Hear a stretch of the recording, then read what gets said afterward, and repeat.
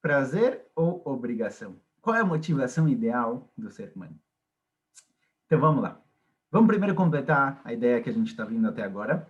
O Javier falou o seguinte: olha, essa perspectiva de vida na qual a pessoa começa a perceber que mesmo as situações difíceis que ele passa, mesmo as dificuldades são partes de um plano maior, isso não funciona somente para a vida particular do ser humano.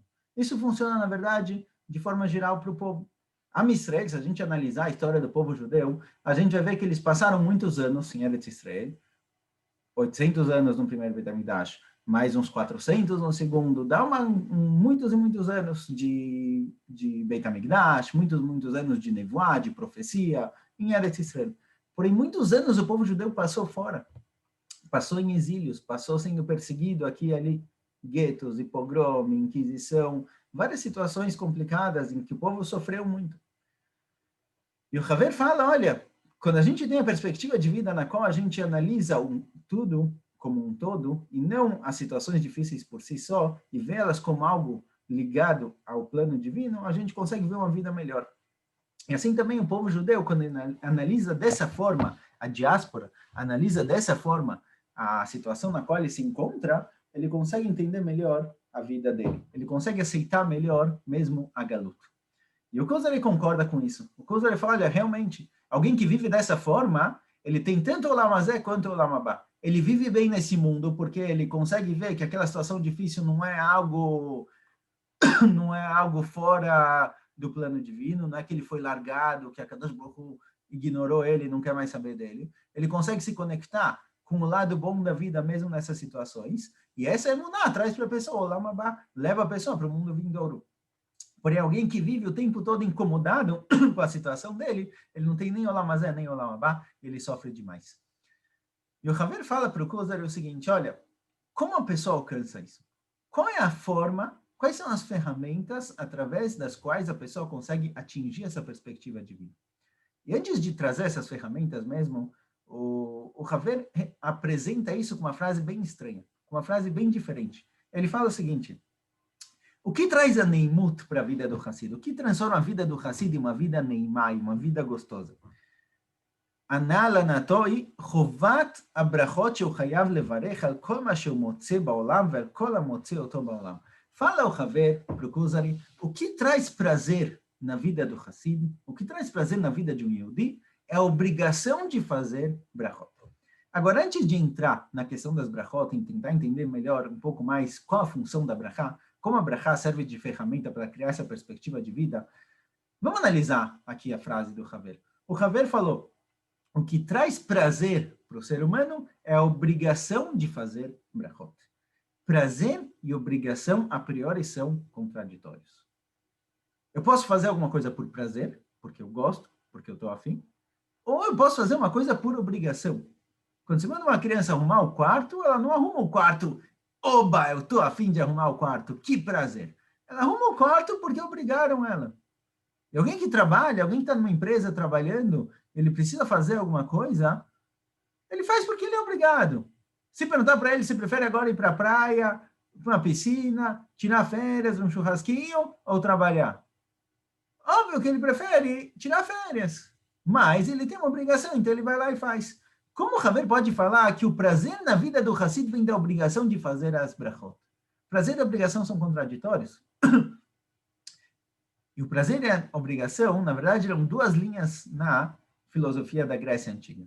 Na Grécia Antiga tinham duas linhas que falavam qual tem que ser a principal motivação para o ser humano. O que o homem tem que fazer? O que tem que motivar ele a fazer o que ele faz? Uma linha, conhecida como hedonismo, dizia o seguinte, a pessoa deve buscar o prazer. Ela deve buscar fazer o que traz prazer para ela. Se tem alguma coisa que você gosta muito de fazer, vai lá e faz. Segue seu coração, segue suas vontades, essa tem que ser a motivação final. E não outra coisa, porque isso vai fazer com que a pessoa consiga ter incentivo e seguir em frente. Outra linha, conhecida como estoicismo, criada por Zenão de Sítio, dizia que não. A pessoa deve fazer a obrigação. O que ele é obrigado a fazer deve ser a principal motivação dele. E não outras coisas. A pessoa deve ignorar os sentimentos que dizem para ele fazer outra coisa e fazer o que a razão lhe diz para fazer. O que eu sou obrigado, eu faço. O prazer não vale nada para o sábio. Assim falavam esses filósofos. O sábio, aquele que atingiu o estoicismo, aquele que vive de acordo, baseado na sua razão, nas suas obrigações, nas suas virtudes, o prazer não vale nada. Se ele tem prazer ou não, isso daqui não conta. Ele deve fazer o que tem que ser feito. Duas linhas muito fortes. Duas linhas que dividem o mundo. As pessoas que fazem coisas por prazer e as pessoas que fazem coisas por obrigação.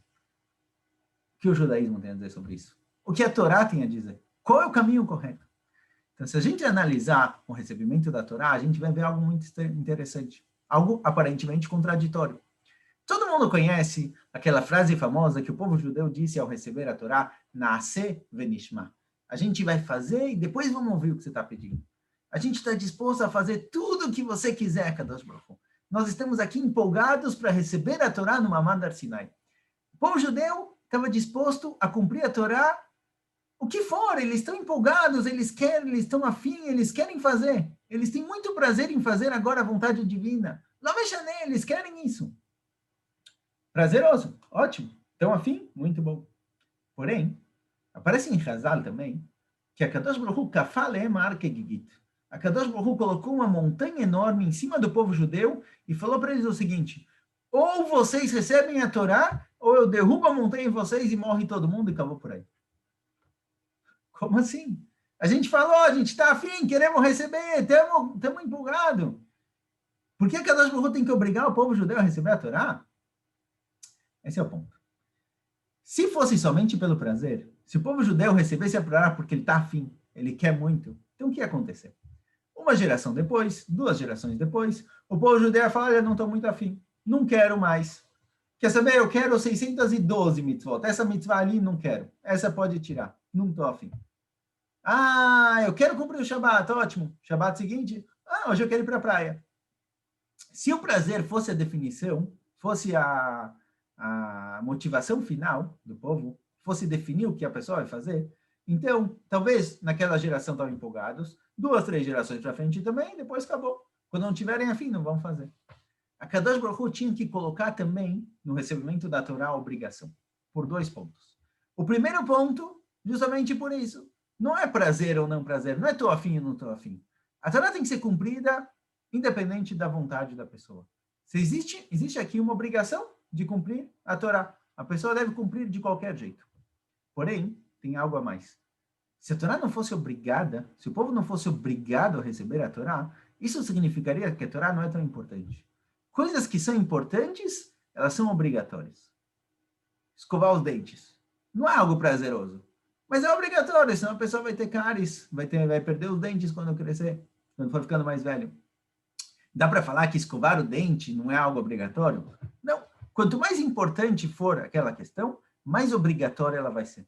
Se a Torá fosse entregue somente pelo prazer do povo judeu, porque eles estão a fim de receber, isso causaria um certo desprezo com relação à Torá. Se eu estou a fim, eu cumpro. Se não, quer dizer, a Torá não é tão importante. Por isso a Torá teve que ser obrigatória, por 2 lados.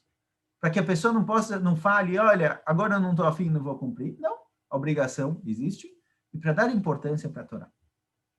Ou seja, a Torá é formada desses 2 lados. Por um lado, o povo judeu tem o prazer, ele tem a vontade, ele tem a empolgação de cumprir. Por outro lado, ela tem que ser obrigatória. Agora, de novo, a gente voltou na contradição. Prazeroso ou obrigatório? Então, isso depende muito do ponto, do momento onde a pessoa se encontra. Uma criança pequena, ela faz coisas baseadas no prazer. Essa é a motivação final dela. Então, não tem problema nenhum você falar para uma criança, olha, vai para a tefilá hoje, vai rezar, te dou uma bala, te dou um chocolate. Ou quando uma criança faz uma mitzvah, você dá para ele uma recompensa. Sem problema nenhum. Ele teve prazer em cumprir essa mitzvah. Por quê? Porque ele ganhou uma bala, ele ganhou um chocolate. Não estava muito afim, mas o prazer que ele teve pela recompensa fez ele cumprir. Com o tempo, quando a criança vai se desenvolvendo, vai crescendo, chega na idade do bat mitzvah, do bar mitzvah, a motivação final não pode ser mais a alegria, o prazer, e sim a obrigação. Você chegou numa idade em que você já é considerado alguém maduro, alguém adulto, que você faz as coisas por obrigação. Não tem mais essa, tô afim, não tô afim. Agora, tudo tem que ser baseado na obrigação. Você é obrigado a fazer aquilo. Ah, eu quero muito falar Lashon Hará de alguém. Não faz diferença. Você é obrigado a não falar. É uma obrigação, é uma halakha. No verão é muito difícil colocar uma roupa de tniut. É verdade, talvez não é fácil, mas é uma obrigação. Essa daqui é a halakha. Estava muito afim de ir na praia hoje, mas é Shabbat, não pode. São obrigações. A pessoa vive uma vida de obrigações. Qualquer pessoa no trabalho tem obrigações. Você não pode um dia chegar para o chefe e falar, olha, chefe, hoje eu estou saindo mais cedo, não estou muito afim, vou sair para almoçar com os amigos. Não, você tem obrigações, você tem que acabar o seu dia, você tem que entregar os seus trabalhos, o que você tem que fazer. Na família, a pessoa tem obrigações. Não adianta um dia a pessoa chegar para a família e falar para os filhos, olha, não estou muito afim hoje, vocês se viram sozinhos aí, eu vou pegar meu dinheiro e vou embora. Claro que não, a pessoa tem obrigações com a esposa, com o marido, com a família. Na religião, também tem obrigações. Não existe, hoje eu não estou muito afim de cumprir as mitzvot, não estou muito afim de cumprir a halakha. Claro que não, a vida da pessoa adulta, a pessoa que amadureceu, funciona baseado em obrigações. Obrigações de trabalho, obrigações de família, obrigações da Torá, de religião. Porém, quando a pessoa vai se aprofundando nessas obrigações, quando a pessoa vai se desenvolvendo mais e mais e tentando entender melhor o que ele está fazendo, ele consegue tirar prazer da obrigação em si. Ele começa a ver que aquela obrigação, aquilo que ele está fazendo, é o ideal. Isso é prazeroso. Esse é o ideal final. Realmente, no começo, a gente se baseia no prazer, a motivação é o prazer. Depois de um tempo, a motivação é a obrigação. Eu tenho responsabilidade de fazer determinada coisa, eu faço, eu sou obrigado. Depois de um tempo, a gente consegue encontrar prazer na motivação em si.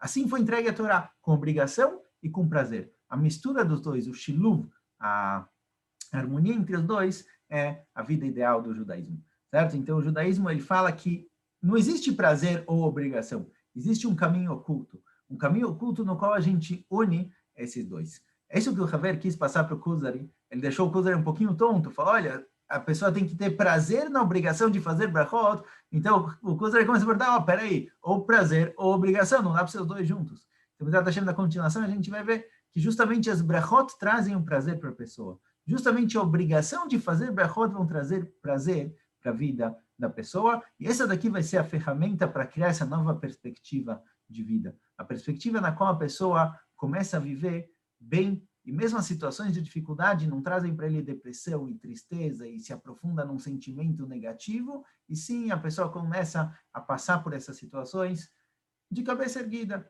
sem dificuldade, sem muito problema, sem sofrer demais e justamente crescendo a partir delas. Na continuação. Tchau, tchau, até mais.